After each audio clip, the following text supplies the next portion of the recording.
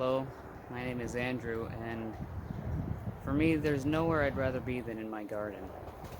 Um, but right now, oh, check it out. That didn't take too long, eh? 50 in there, 50 in there, another 12 over there, and the two that are most important to me, Bob and Kathy George. My grandparents.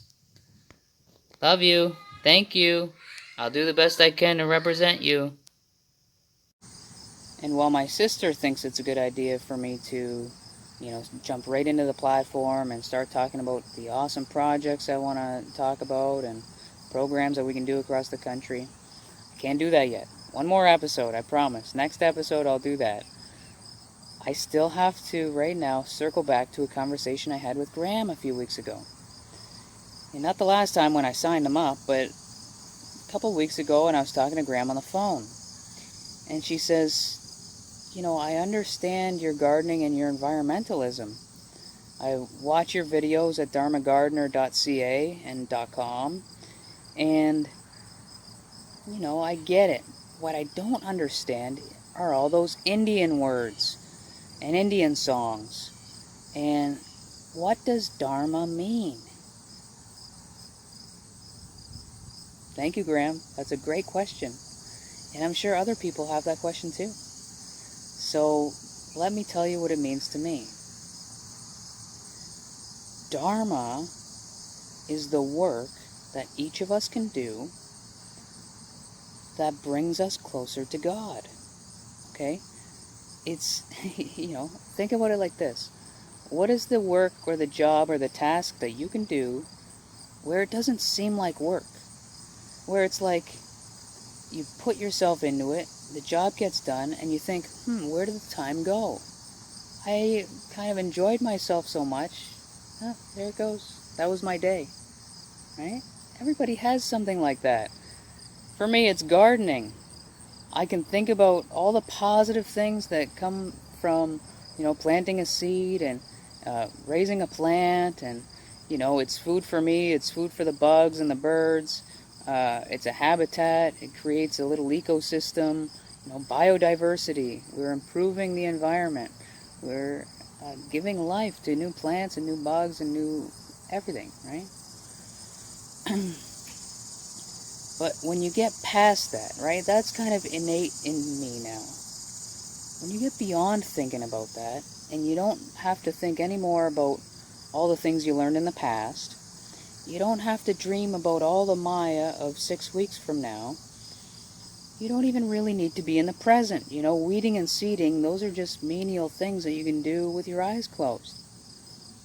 When you can let go of the past, the present, and the future, and open yourself up to everything else. When your ego can pick up its phone, dial 0, and connect to the universal operator who will put you in touch with God. Okay? And that's how it works for me. Think about this example, okay? Baseball player. Everybody knows baseball players. You're a hitter, you're about to go up to bat. You could be thinking about how this pitcher lasts through to you, or you could be thinking about if you hit it to left field, the infielder and the outfielder, there's such a distance, maybe you can get a single by going that way. Okay?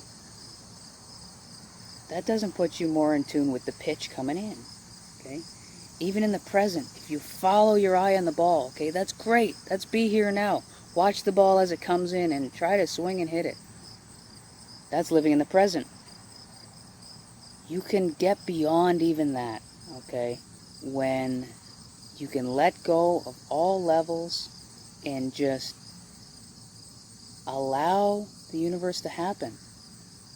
The player steps up, and if he can do that, you get in the zone. You can get to that part of your psyche where you're not thinking about anything, where the body takes over, where the batter is going to swing and crush the ball, because it's almost as if he knew where it was going to be. It's almost as if he knew ahead of time it was going to be high and outside, so swing high and hard. And that's how Dharma works. It's the really good skill job that each and every one of us is unique with, we can do, and it puts you in tune with the universe. Now, I can only say so much about it, right? So let's turn it over to a professional. And Raghu Marcus, we will hear more from you next week. This is Ramdas, here and now. See you next week. In the Romans, Paul says, See, Graham, it's the same God from the King James Bible, too. In the Romans, Paul says, for as we have many members in one body, and all members have not the same office, so we being many are one body in Christ, and every one members one of another. Having then gifts differing according to the grace that is given to us, whether prophecy, let us prophesy according to the proportion of faith, or ministry, let us wait on our ministering, or he that teacheth on teaching, or he that exhorteth on exhortation. He that giveth, let him do it with simplicity. He that ruleth with diligence. He that showeth mercy with cheerfulness. Whatever part you play it. But this is where Western society and North America and capitalism have failed humanity, because it's such inefficient systems, especially for placing people with meaningful work and the work that is most suited to their Dharma. You know, take me for instance. I have two avenues that I would just absolutely love to work in. I see myself as a Dharma gardener, right? That doesn't pay the bills. I also see myself as a small business economic development person. How many jobs are available in the town of Essex for economic development? One. So, you know, capitalism is not efficient with making sure that people are doing meaningful work that is attuned to their spirit. You do your Dharma. In India, there is an understanding of Dharma in the villages. It's lost in the cities where they have bought into our mentality, really. But where there's an understanding of the Dharma, it's incredible.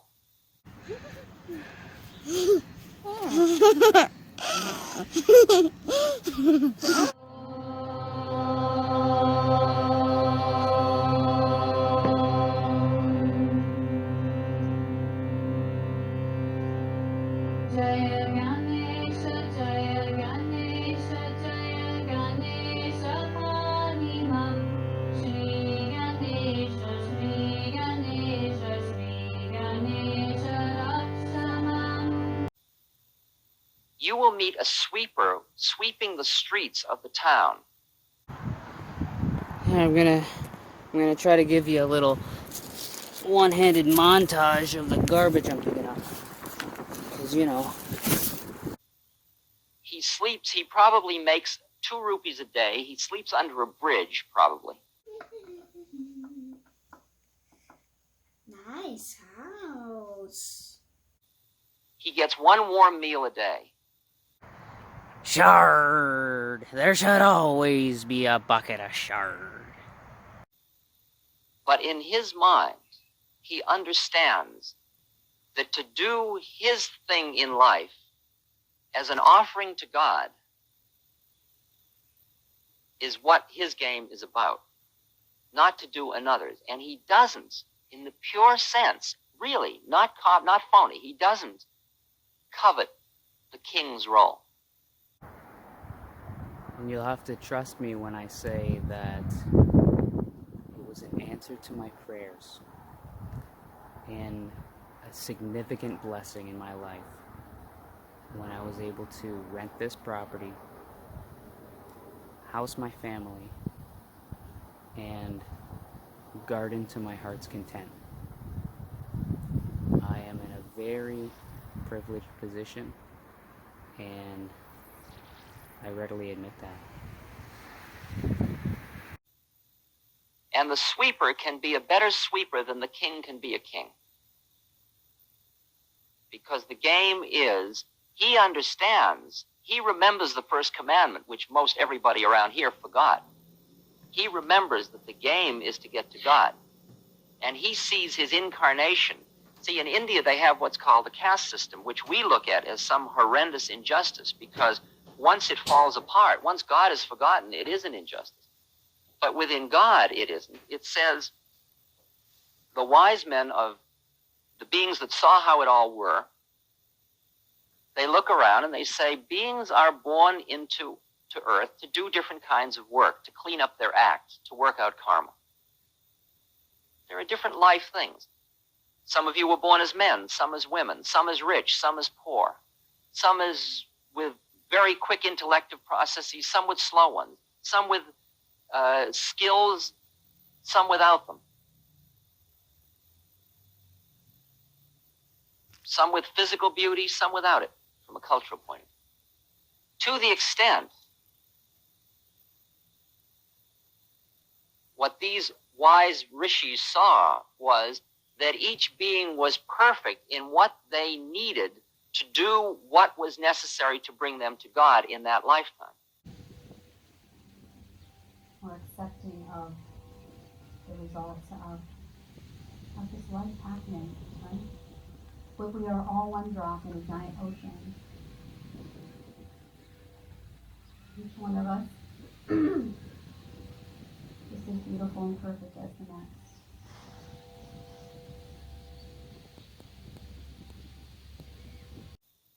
And that for you, if you were born beautiful, don't get lost in the beauty, but use it as the vehicle for going to God.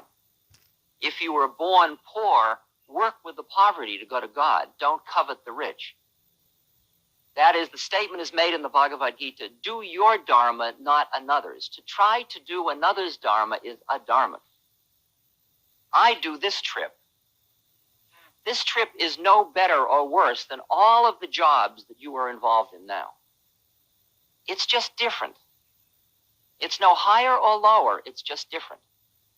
If you are a bus driver, if you're a leather maker, if you're a taxi cab driver, if you're a mother, you have as much opportunity to become a statement of the Dharma, to transmit the Dharma, as if you sit up and give lectures about the Dharma. Because I could be doing all this impurely, and you could be doing what you're doing purely, and you're getting closer to God and bringing more people to God than I am. There is no form that is any better than any other form in the transmission of the Spirit.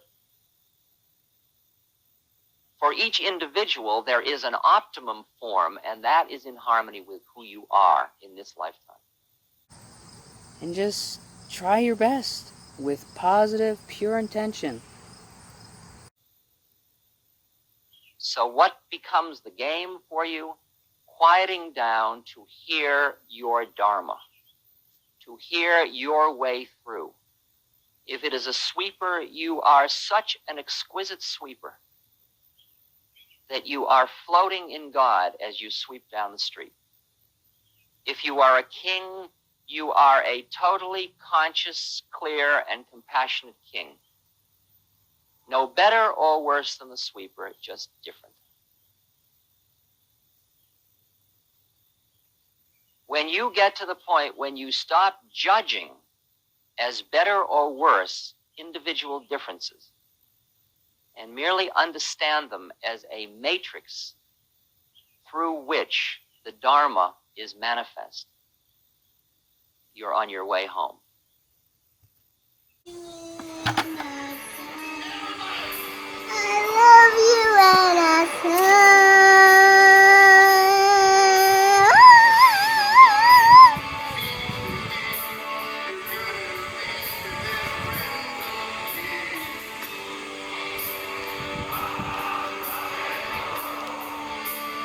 As long as you sit and say, if only I had this, if only I could be in retreat all the time, if only I didn't have children, if only I did have children, if only I were taller, if only I were shorter, If only I had bigger breasts. If only I had smaller. If only I had blonde hair. If only I didn't have a mole on my cheek. If only I weren't dying.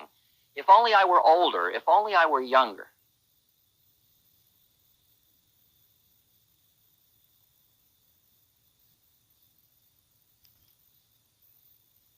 You are as you are within your life just as it exists at this moment. There is Dharma. You need only quiet down and listen for the Dharma to hear it. I mean, that works for him, right? Sitting there and thinking about your Dharma. But that doesn't necessarily work for me or for you. I need to be active. I need to put my hands in the soil and, move on to the next thing in order for me to best put myself in a position to let go of the past, not worry about the future, try my best to live in the present, but then go beyond that. And everybody has their own ways and their own way to get to God. And there's no wrong way. So find what works for you. The next moment, it may all be different. But at this moment, where you are is just where you need to be to come to God. It is a total cop-out to say, I'm in Bell River, if only I were in Kingsville. I could go to God. That's nonsense. God is no more In Amherstburg than in LaSalle. No more in Essex than in Cottam. But think of how many times you do that. If only I had more quiet. If only I didn't have so the radio blaring in the next room, I could go to God. Go to God through the radio blaring in the next room. That's God too. It's all the mother. Too much for you? Huh? God coming out a little heavy? Too much? Well, I hope that wasn't too heavy, and you're indeed still watching this video as my audience, because, Ram Dass gave that speech 50 years ago, and what has happened since then? His teachings are still adequate. They're still, the perfect way for us to get in tune with God, to advance ourselves in every way. We have to do better. We have to invite God into our lives, and we can't be ashamed to talk about it.